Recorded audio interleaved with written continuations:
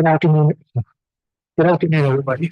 I'm going to call Committee of Adjustment to order now at 3:30 on February the 26th. I have some preamble to read, and then we'll get into it.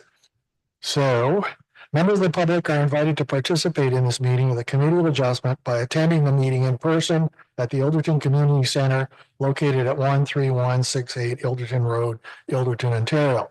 Members of the public may also access the meeting, which will be live streamed on our Middlesex Center YouTube channel or by contacting the municipal deputy clerk to receive a registration link to join the meeting electronically. Members of the public wishing to appear as a delegation can register for the meeting by visiting middlesexcenter.ca/participating-council-meetings or by contacting the municipal deputy clerk at 519-666-0190 by 4:30 p.m. on the Monday of the week of the scheduled meeting. All requests to delegate are subject to the provisions of the Middlesex Center Committee of Adjustment Procedure Bylaw. Members of the public can choose to delegate in person or by electronic participation. Accessible formats and communication supports are available upon the request. So I'll just move through the agenda. The first thing is, are there any additions to the agenda? I see none. The next item is disclosure of pecuniary interest, which is also conflict of interest. The Municipal Conflict of Interest Act requires any committee of adjustment members declaring a pecuniary interest and the general nature thereof, where the interest of a member of the committee of adjustment has not been disclosed by reason of the member's absence from the meeting, to disclose the interest at the first open meeting attended by the member of the committee of adjustment and otherwise comply with the act. Are there any conflicts of interest? I see no hands. Okay, moving on. The first item is adoption of minutes, and these would be the minutes of the last Committee of Adjustment meeting on January the 29th. So I turn to the committee and ask, are there any proposed changes to this? No? Okay. Can I get a mover and seconder for that? Councillor Cole's first, seconder is Councillor Cates. All in favor? Okay, that's carried. So now we'll move on to current applications and a little more preamble here. Members of the public that wish to receive further notification on any of the applications being considered today, I ask that you please send an email to the deputy clerk at clerk@middlesexcenter.ca requesting further notification. Please be advised that comments expressed in written material presented are a matter of public record. If you have questions or any of the applications being heard today, we ask that you direct those to the appropriate planner on file. Members of the public that have requested to speak will be given a maximum of 5 minutes to address council and provide comments on the applications. In keeping with our procedural bylaw and our zone policy, I would remind all of our meeting participants to use respectful language and uphold our values of cooperation, trust, and openness. So before we get on to the first file, I'll outline the process of Committee of Adjustment. So what will happen first is I, as the chair, will state what is the minor variance and provide a little bit of preamble. Then I will turn to the planner who has the file, will present their report, and then I will go back to the applicant or their agent to ask, would they like to comment on their file? And then I will go to the general audience that could be here and say, does anybody else wish to speak to this file? And then I will turn to, is there anybody online that wishes to speak to this file? And finally, committee members will get to comment a question, and then subsequently move second and vote on that minor variance. Okay, so that's the procedure for today.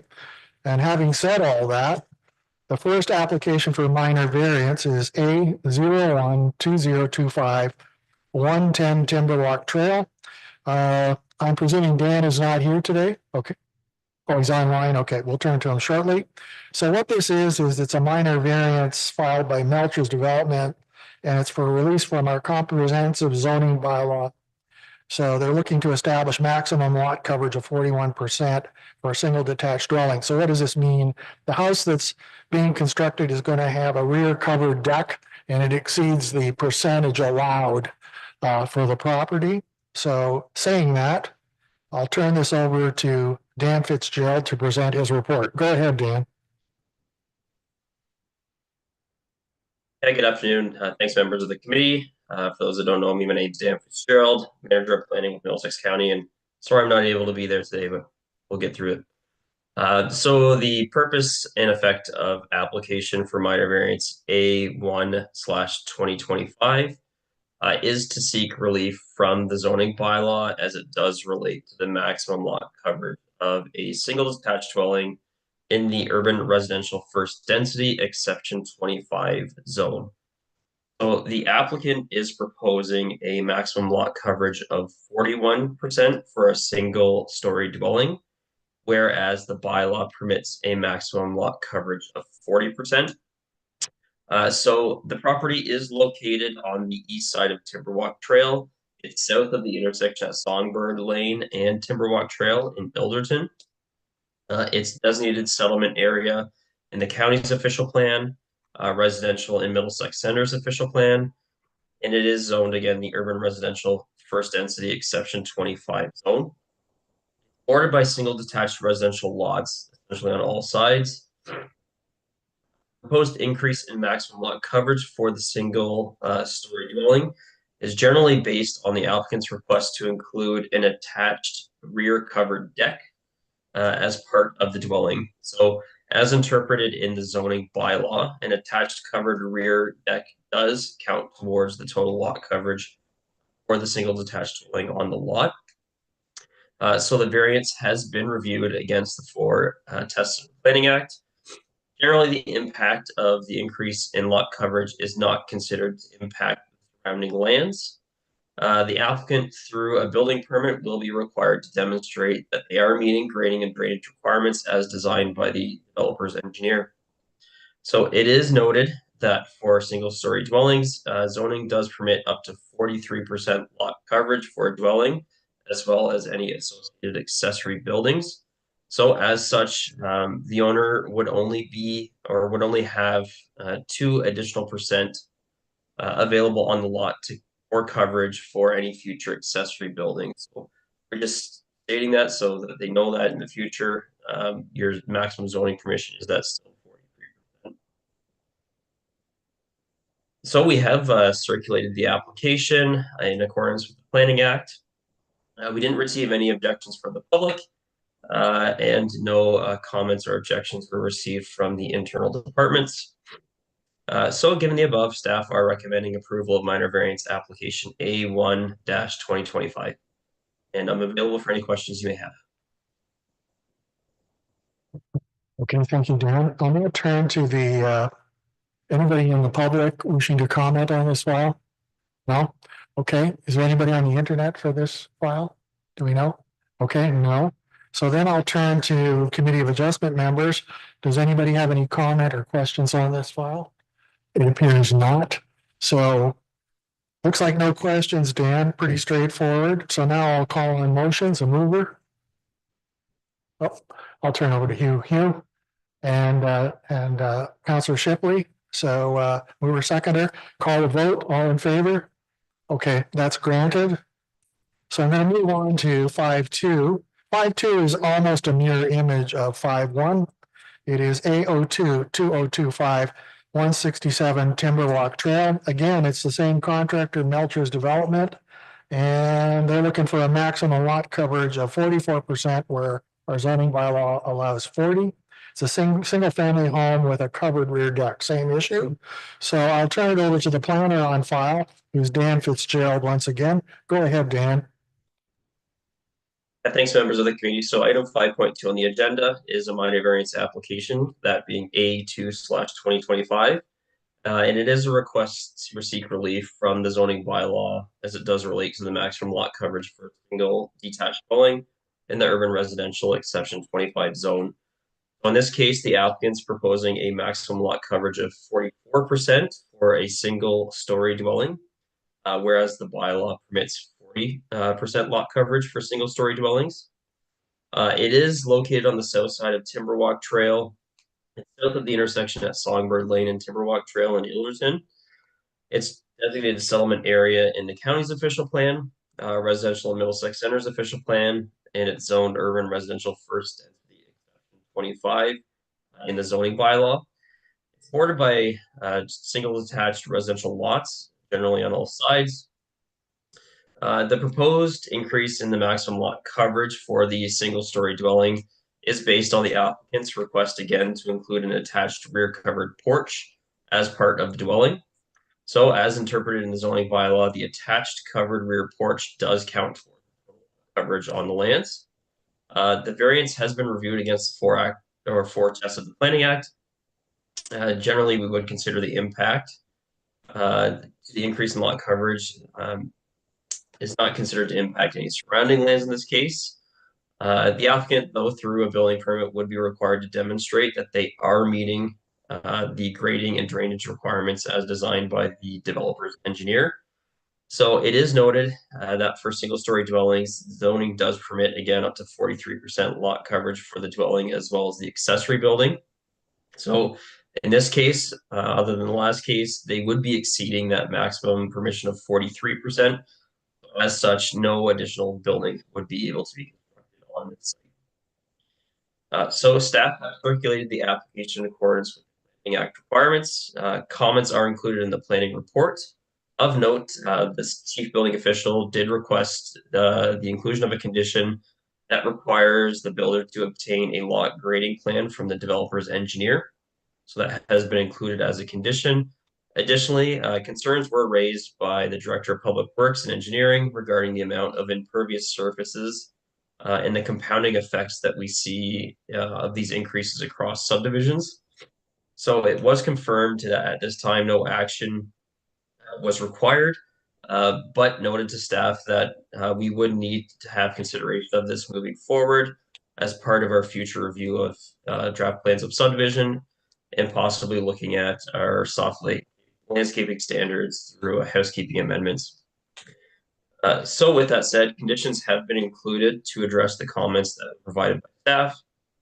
And given the information in the report, I am recommending approval of minor variance application A2/2025. Thank you. Okay, thank you, Dan. I'll turn to anybody in the public wishing to address this file. No, is there anybody online? Yes, okay, somebody's online. Go ahead.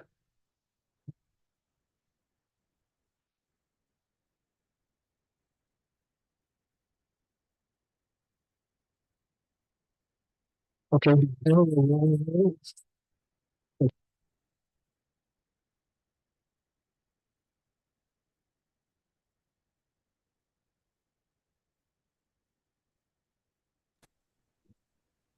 I'm not sure if I'm the one online. I'm the applicant, so I'm not sure. I really have no comments.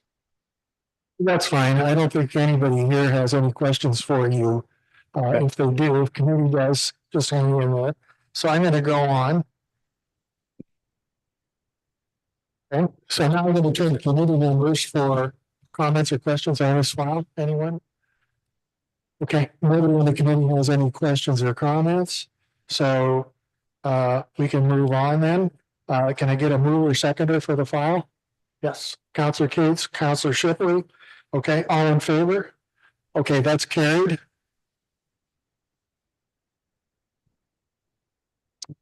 Okay, going to move on to the next file, which is 5-3, which is application for minor variance A032025, 144 Parkview Drive. This is filed by Gary Gerard, who owns G Studio on behalf of Mark Guzzi. They're seeking relief from a comprehensive zoning bylaw to establish a maximum lot coverage of 39% for the single detached dwelling and accessory structure. The issue here is they're applying for a second story addition, which is a jut out to the east of the property. So they're looking for a reduced east side yard variance of 2.1 meters. I would also, as I always do, point out that we received 5 letters on this file, and they are from Greg Brown, Elise Cohen, Bill and Joanne Rockus, Steve and Terry Sloan, Carol and Wayne Merrick. So they all sent in letters of objection. All of them state that they're against the variance for the issue of the property is overbuilt as is. So I'll leave that at that, and I'll turn to the planner on file, who is Dan Fitzgerald. Can you read your report, please, Dan? Yes, through the chair to members of the committee. So item 5.3 on the agenda, the purpose and effect of this application being A3/2025 is to seek relief from the bylaw as it relates to the maximum lot coverage requirements, as well as the interior side yard setback for a residential dwelling in the urban residential first density exception 26 zone.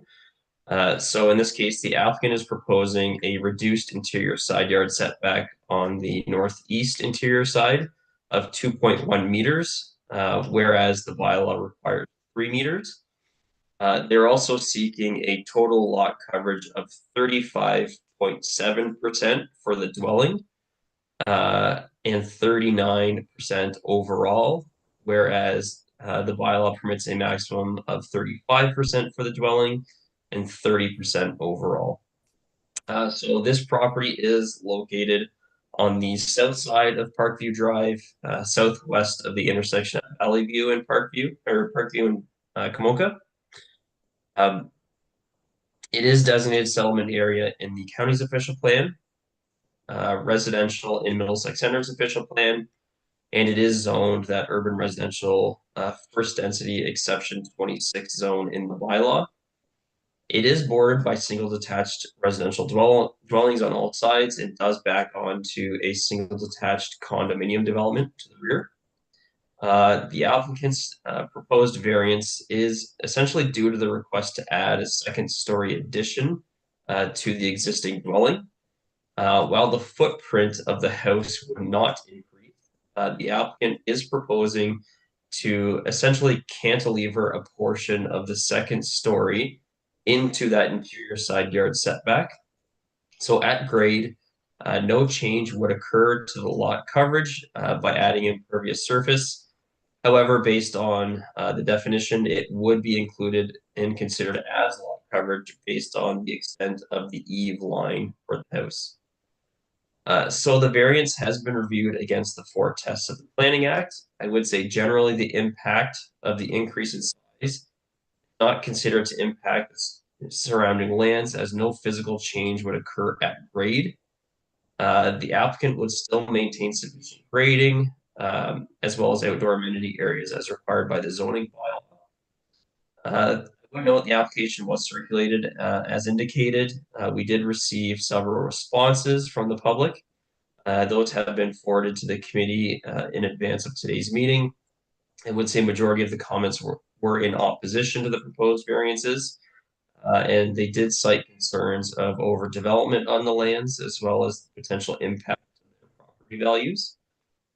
So comments from staff have also been provided in the planning report. We did not receive any concerns or objections from staff or agencies. So based on the comments in the staff report, I am recommending approval of the minor variance application A3-2025. Okay, thank you, Dan. Is there anybody in the audience that wishes to question, comment this application? No? Is there anybody online? No? Okay, there's no one online. So I'll now turn to committee. Yes, I'll turn to the committee for comments and questions. Councilor Cates. Thank you. Through you, Mr. Chair. I just wanted to comment to those that sent in their letters. I did read them all.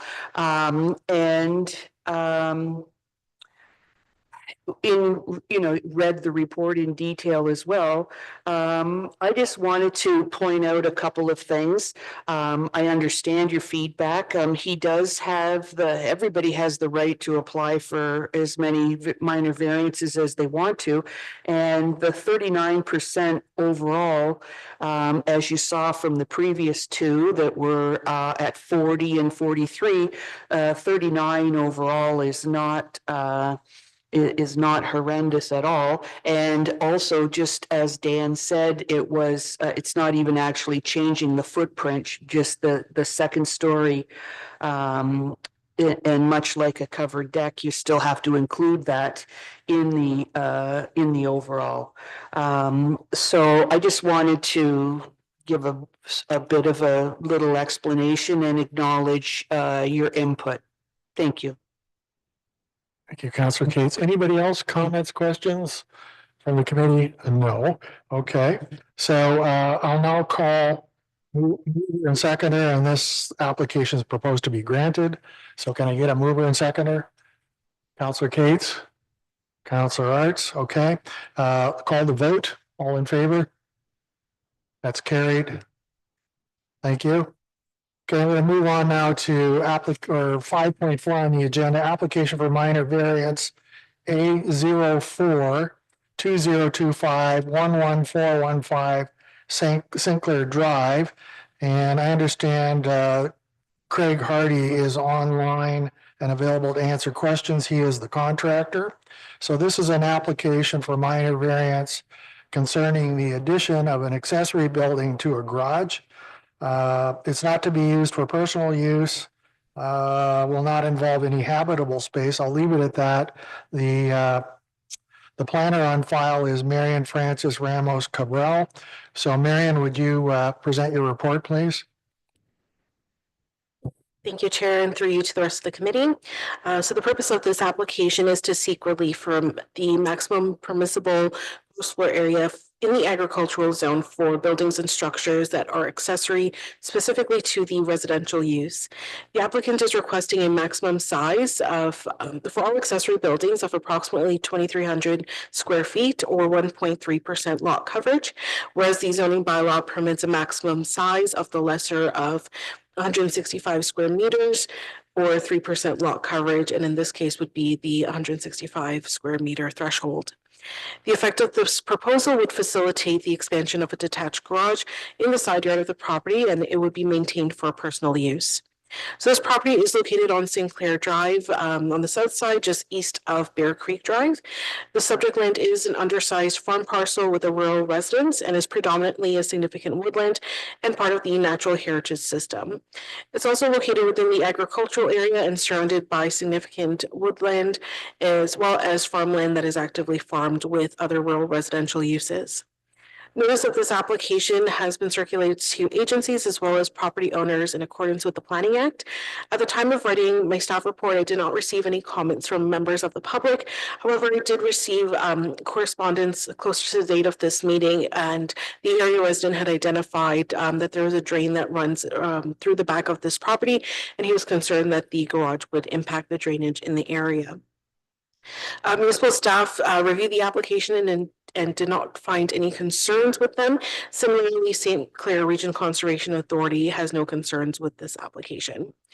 So planning staff reviewed the application against the 4 tests of a minor variance as identified in the Planning Act, and we consider this application to be minor since the impact of the increased size is mitigated since the building is located within the cluster of buildings and is not visible from the surrounding properties due to the surrounding woodlot. Additionally, the variance would facilitate the expansion of a garage into the driveway and would not result in the removal of trees found to the side or the rear of the building. Planning staff also find that the variance is appropriate use of the land, maintains the intent of the official plan as well as the zoning bylaw, since the proposed buildings support the residential use of the land. So based on our review, staff proposed 3 conditions of approval.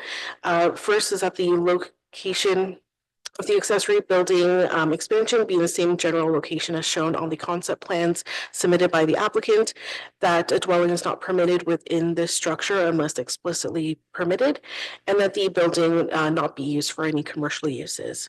So given the analysis in the staff report, we recommend that the application be approved subject to the 3 conditions. Thank you. Thank you, Marion. I'll now turn to the audience that's here. Anybody wishes to comment or have questions on this file? Sir, if you want to come to the stand, hit the button and speak. And when you're done, hit the button again. Please give us your name and address.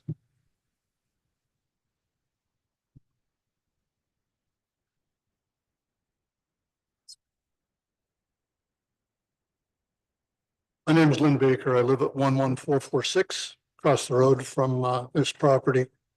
And this whole section through from Van Eyck Side Road through the back of their property and out through Matheson's property contains a municipal drain. That municipal drain is underground, as well as there is a service ditch that runs along the top for the surface water to dissipate. My property ends up as a lake every time there's a melt or there's serious rain, and it backs up and I have a sump pump that does not enjoy that.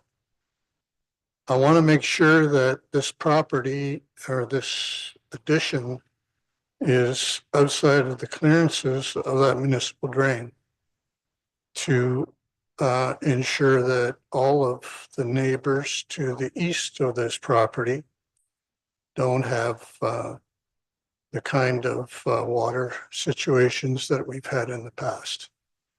And just an assurance and a note from the municipality that this property is not going to affect that drain.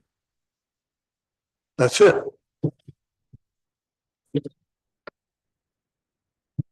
I'll now go to, are there any other questions or comments before I turn to the planner? None here. Anyone? Oh, sorry, Craig Hardy. Okay, I don't know. Craig, do you want to comment? Let's do it in writing. Okay.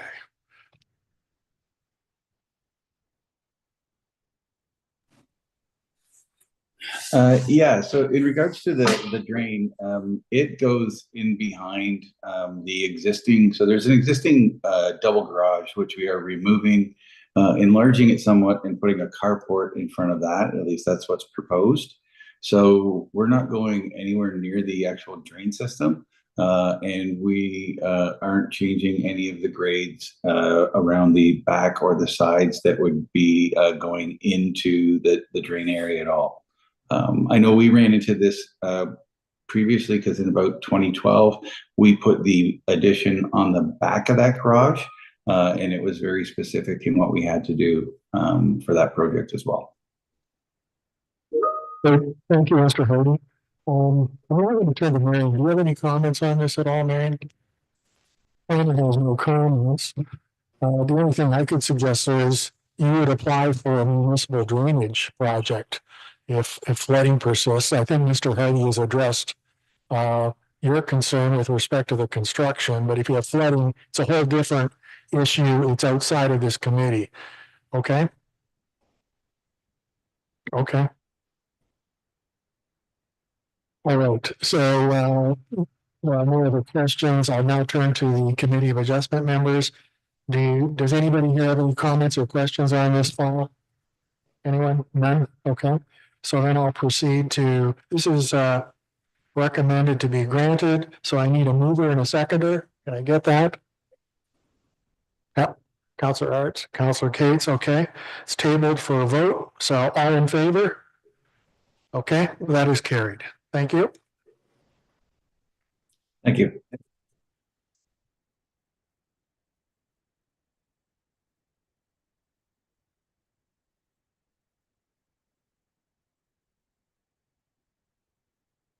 I am now moving on to application 5.5, which is application for consent or severance, 1411 13 Mile Road. And what this is before I continue though, it looks like there's two people that are here for questions, Vera Doctor and Ken Filson. If there are any questions, they're prepared to answer some of them. This is a surplus farm residence that was previously granted by us on May the 17th. We gave provisional consent. As part of the clearance of conditions as they went through it, they discovered that the septic tank and field would not be accommodated in the amount of property that they applied for the minor severance. As a result of that, they're back here today asking for us to revisit it by adding 0.28 of an acre to bring this application to 1.34 acres. So having said that, I will turn to the planner on file, who is Dan Fitzgerald. Go ahead, Dan. Yeah, through the chair. So the purpose of consent application B6 2023 is an amended request for a surplus dwelling severance for a farm parcel that's located at 14111 13 Mile Road. So as mentioned, this application is an amended request for a previously approved provisional consent application on May 17th of 2023. So as part of the clearance of those conditions of that consent, the applicant has subsequently discovered that the existing septic system and weeping bed do extend further east on the property than was originally anticipated. So as a result, the applicant has requested to revise the lot area by extending the lot an additional 20 meters to the east of the proposed boundary line. This would add an additional 0.28 acres of land to the east of the proposed severed lot, which would result in an overall severed area of approximately 1.34 acres. No other aspects of the proposed severance have changed as part of the original application. So as an amendment, the request was not circulated in advance of the meeting today. However, planning staff note that the provincial planning statement does permit surplus dwelling severances under the condition lands be limited to those necessary to the residential use as well as those associated services. So in this case, due to the location of the existing septic bed, the applicant is requesting the increase in lot area to ensure that it fully complies with Ontario building code requirements on the severed parcel. So given that no additional agricultural lands are impacted by the proposal, planning staff are satisfied that the amended request in lot area does meet the requirements of the PPS, the county's official plan, as well as Middlesex Center's official plan. As a result, we do recommend approval of the amended consent application being B6/2023, subject to those conditions that are outlined in the planning report. Thank you. Well, thanks, Don. I'll now go to the audience, and I'm just going to ask a question. Are you via doctor name? Oh.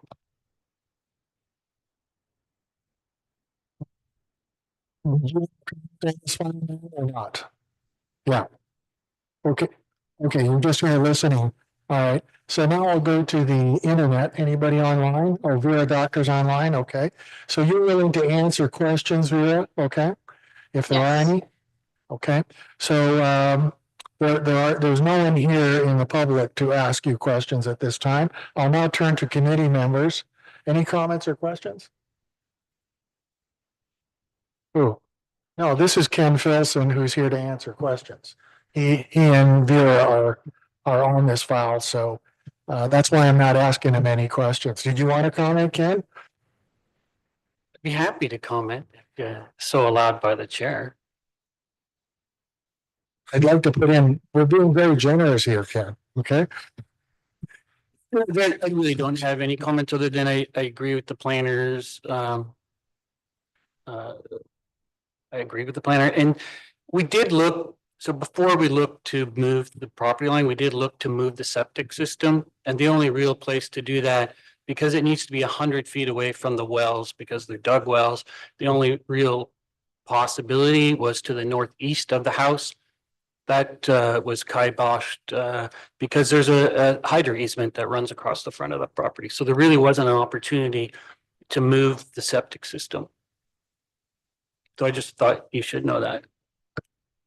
Okay, thanks for the information, Ken. I think you've clarified it. There's nobody else with questions. We turned to the internet. There's nobody else on the internet. Any questions or comments from committee members? There are none. Oh, Hugh has a question. Okay, Hugh. Through your chair, it's not really a question. It's as a rule, I don't like severances more than an acre, but in this one, it's a logical. I went by there and had a look, and it's actually a weeping bed where the farmer wasn't working on top of it either. So I was pretty impressed about that, Ken. So that's all I have to say. Thanks. Okay, thank you, Councillor Arts. So now we're at mover seconder time. Mover Councillor Shipley, seconder Councillor Cates. Vote all in favor. Okay, that's carried, Ken, and Mrs. Doctor there or Miss Doctor. So thank you. Thank you. Okay, moving on to item 5.6, which is amendment to consent B15-2024. This is municipally known as 6378 Egremont Drive. Before I turn to the planner, a little preamble. This was previously heard on September 18th by us. We granted a provisional severance with conditions, and it was discovered that the applicant has incorrectly described the size of the property, so they're back applying again to correct that. So I'll turn to our planner, Dan Fitzgerald, to present his report.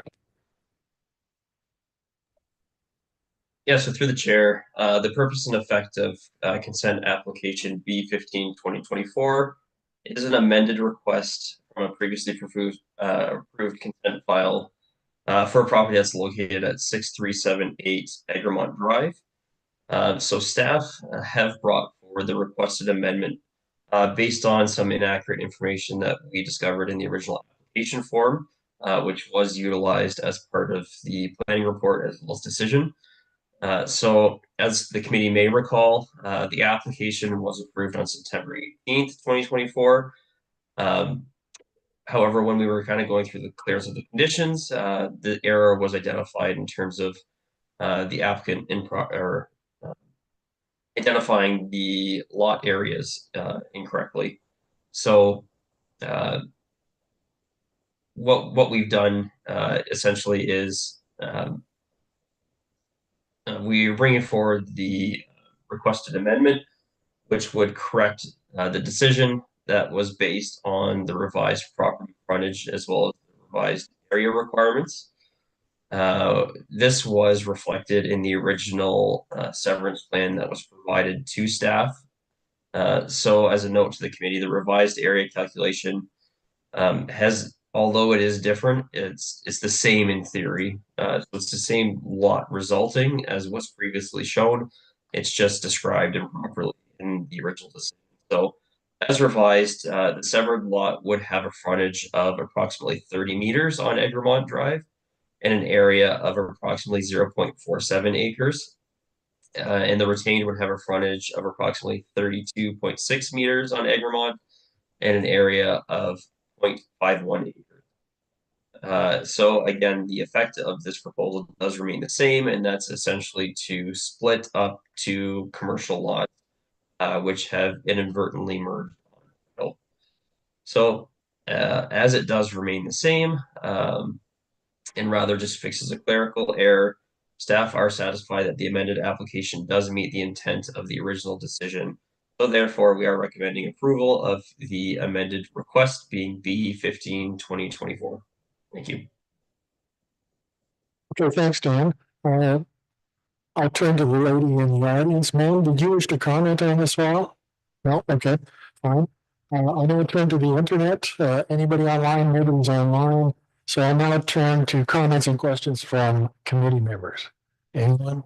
No. Okay, so mover, Counselor Shipley, seconder, Counselor Coles, all in favor?